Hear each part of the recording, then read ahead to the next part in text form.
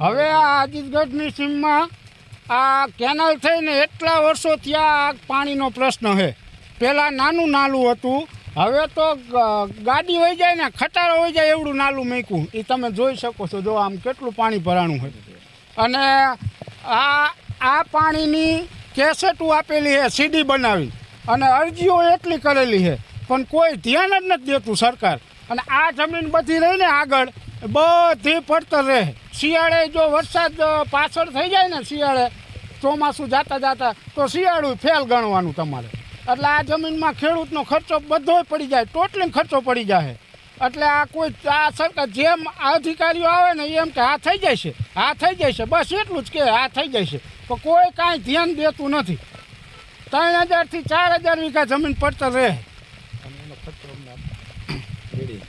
અજીતગઢ અહીંયા જે બધા ખેડૂતનો એવો મોટો પ્રશ્ન છે કે જે આ મયાપુર અને અજીતગઢના સીમાડે જે નાલું મૂક્યું છે એ છેલ્લા 26 વર્ષથી આ જબરજસ્ત પાણીની મોટી નુકસાની હોય અને ખેડૂત વારંવાર મીડિયાના માધ્યમથી આ સરકારશ્રીને દેતી હોય અને આ સરકારશ્રી બેરી કાન સાંભળતી નથી કોઈનું.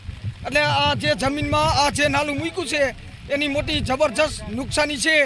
4000 વીઘા જમીનની નુકસાની છે. અને અત્યારે હાલ જે પાક તૈયાર કરેલો પાક બધાનો જતો રહ્યો છે.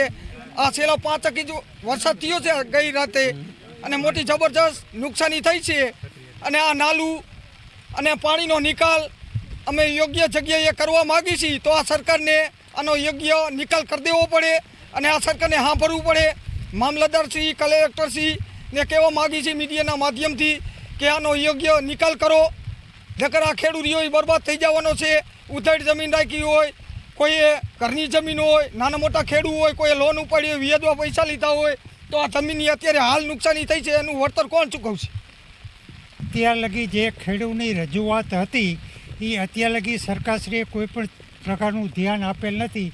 અને અત્યારે મીડિયા મારફત જોઈ લેવાની છૂટ કે હકીકત પરિસ્થિતિ શું છે અને આનો યોગ્ય નિકાલ સરકારને કોઈપણ સંજોગોમાં આપવો પડે. ખેડૂત બચારા ક્યાં લગી રજૂઆત કરે? દરેક જગ્યાએ રજૂઆત કરવા છતાં આ સ્થળ ઉપર કોઈ સરકાર આવેલ નથી કે કોઈ કર્મચારી પણ આવેલ નથી.